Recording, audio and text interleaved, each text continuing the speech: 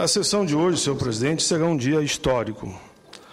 Além de votar a aposentadoria dos garçons que estão aí, além de votar o projeto que dá autonomia ao DPU, a PEC 082, vai votar também, senhor presidente, Mozarino Cavalcante, a política de cotas. E eu me vejo na obrigação, e vou usar a tribuna em dois momentos, nesse momento, e também vou usar a tribuna na discussão da matéria, de esclarecer os fatos. Primeiro, essa casa, o Senado Federal, já votou a política de cotas por unanimidade. E não foi só as comissões, o plenário.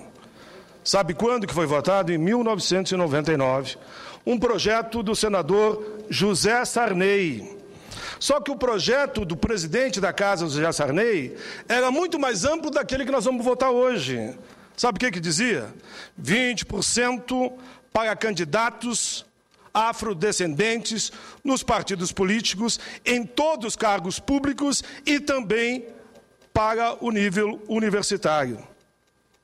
Está aqui o projeto aprovado e discutido nas comissões e aprovado nesse plenário. Mas, pois bem, tem alguns que dizem que a Comissão de Educação aqui do Senado não votou a matéria. Pois bem, está aqui um outro projeto, aprovado em 2008, projeto 3.913, da ex-senadora e ministra Idely Salvati, que é, na prática, a mesma coisa do projeto que vem da Câmara dos Deputados. Esse projeto foi aprovado depois de audiências públicas na Comissão de Educação e na Comissão de Direitos Humanos. O que diz o projeto? Exatamente o que diz o projeto que vamos votar hoje. 50% das vagas das universidades federais e das escolas técnicas não é para negro, como alguns estão faltando com a verdade quando colocam essa versão. 50% das vagas é para alunos de escolas públicas. Está escrito aqui, já nesse projeto da senadora e hoje ministra Idely Salvati, como também no projeto que vamos votar hoje. Dessas 50% das vagas, para alunos de escolas públicas, 25% serão divididos entre negros, índios e pardos. Outros 20%, senador, serão destinados para os alunos pobres. Aí o critério social.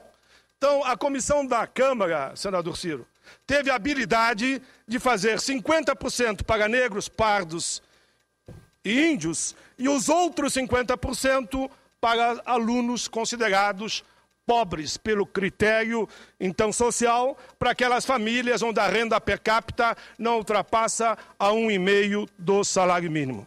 Então, está aqui desmistificada essa ideia de que a Comissão de Educação não discutiu. Discutiu a matéria e eu estava lá, inclusive na época que o senador Cristóvão era o presidente daquela comissão, inclusive ele participou ativamente do debate e eu sei que a posição dele é favorável. Eu quero ainda, nesse momento, lembrar a todos, para que fique muito claro, eu tenho aqui um resuminho que eu posso passar para cada senador do que é o projeto, para entender o sistema, feito aqui pela consultoria do Senado. Escolas públicas, 50% das vagas em universidades e escolas técnicas serão oferecidos para alunos que estudaram em escolas públicas. Critério étnico-racial. Seleção será feita de acordo com a proporção de negros, pardos e indígenas da população de onde está a instituição pretendida. Terceiro, critério social. 50% das vagas destinadas às cotas, ou seja, 25% do total das vagas serão preenchidas por estudantes cujas famílias tenham renda per capita no máximo de um salário mínimo e meio, que corresponderia hoje a R$ 933. Não há nenhuma dúvida, senadores e senadoras, eu entendo que esse projeto há de ser aprovado aqui por unanimidade, porque a desculpa para não votar a matéria num passado próximo recente é que faltava uma decisão do Supremo Tribunal Federal.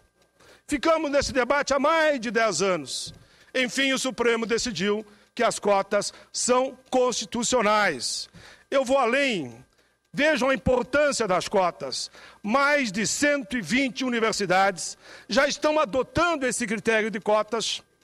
Veja um dado interessante. Se pegarmos o critério de cotas de ProUni, o ProUni nas particulares, mais de 1 milhão de jovens negros e pobres tiveram acesso à universidade. É bom lembrar também que a política de cotas é adotada na Malásia, desde 68, nos Estados Unidos, a partir da década de 70, na África do Sul, após o fim do Apartheid, em 94, no Canadá, na Austrália, na Nova Zelândia, na Colômbia e no México.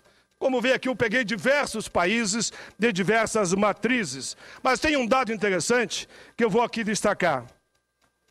Vocês sabiam que mesmo na época do Apartheid, na África do Sul, nós tínhamos mais negro na Universidade Sul-Africana, em pleno Apartheid, do que aqui no Brasil? Vocês sabiam que em pleno Apartheid, lá na África do Sul, nós tínhamos mais professores negros do que temos hoje aqui no Brasil? Isso é fato, é real. Eu não queria que a sessão de hoje voltasse para um debate que, para mim, não eleva a qualidade de um tema tão importante que nós estamos tratando aqui, que é direitos humanos, que a capacidade de um homem de exclusão não pode ser a cor da pele. Os negros foram excluídos do processo histórico. É o momento de fazer uma pequena recuperação dessa história. Por isso, meus amigos, alguém me dizia para mim, e me disseram ontem, Paim, esse debate vai ser entre os abolicionistas lá de 1888 e os escravocratas que não queriam a liberdade dos negros. Eu não levarei o debate para esse campo porque acho que não soma. Eu acho que há aí um mal-entendido de nós construirmos o caminho da justiça, da igualdade e da possibilidade de, efetivamente, brancos e negros e índios pobres chegarem à universidade. Eu tenho todos os dados aqui que mostram que não diminuiu em nada a qualidade dos formandos. Pelo contrário, senador Ciro, os negros e brancos pobres, quando chegam à universidade pela política de cotas, se esforçam em dobro e tem acompanhado aqueles que vêm dos braços, muitas vezes, de alguém que tem condições econômicas. Eu não quero nem usar a palavra que vem dos braços da elite. Então esse é um momento de uma grande construção coletiva.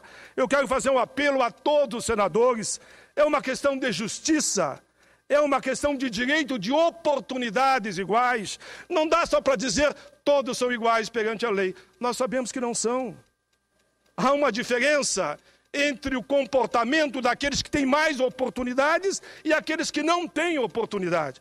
Quando é que um filho de um operário, de um trabalhador, vai poder pagar professor particular, cursinho particular, para cursar um pré-vestibular? Não tem condição. E somente os mais ricos é que acabam entrando nos espaços considerados gratuitos de uma universidade. Por isso, o apelo que eu faço nesse momento a todos os senadores: se espelhem, pensem, será que todos os ministros do Supremo Tribunal Federal estão errados? Todos, todos. Eu tenho aqui o voto de cada ministro. Por unanimidade, reconheceram que a política de cotas da UNB, da Universidade do Rio de Janeiro, da Universidade da Bahia, da Universidade do Rio Grande do Sul, que o ProUni são constitucionais, são legais e é uma questão de justiça. Está aqui a palavra de todos os ministros. Por isso, senador Mozarildo, como eu voltarei à tribuna novamente para falar mais 10 minutos da discussão da matéria, eu encerro aqui fazendo esse apelo a cada senador, cada deputado. Não vamos mais uma vez protelar essa discussão, O que estão querendo os mais pobres em relação à Universidade Pública Federal? Estão dizendo, em outras palavras, o seguinte: fiquem com 80% das vagas, mais ou menos 80%, nos deem 25%. É isso que estão pedindo. Meus amigos, eu tenho certeza que hoje será, de fato, um dia histórico que vai honrar, mais uma vez, a tradição dessa casa. Não votem porque nós estamos na tribuna. Olhem para a rua, olhem para as favelas, olhem para os presídios, olhem para as universidades. Quando vem presidente de outros países e perguntam por que nas universidades do Brasil, onde a população negra é mais de 51%, não se encontra um ou outro negro, ou rara exceção. Olhem para esse Senado Federal. Quantos negros nós temos aqui dentro? A pergunta fica no ar. Olhem para a Câmara dos Deputados, quantos negros nós estamos lá. Olhem para os executivos nesse país, olhem para as estatais, olhem para os bancos. Quantos negros estão na linha de ponta, estão na linha de frente, estão no cargo executivo. São raras exceções. Por isso, para mim, hoje é um dia, senador Miro Teixeira, Vossa Excelência, que eu sei que defendeu com muita convicção lá, sei da história de Leonel Brizola, que criou a primeira Secretaria do Povo Negro em todos os partidos do Brasil. Eu sei das suas posições.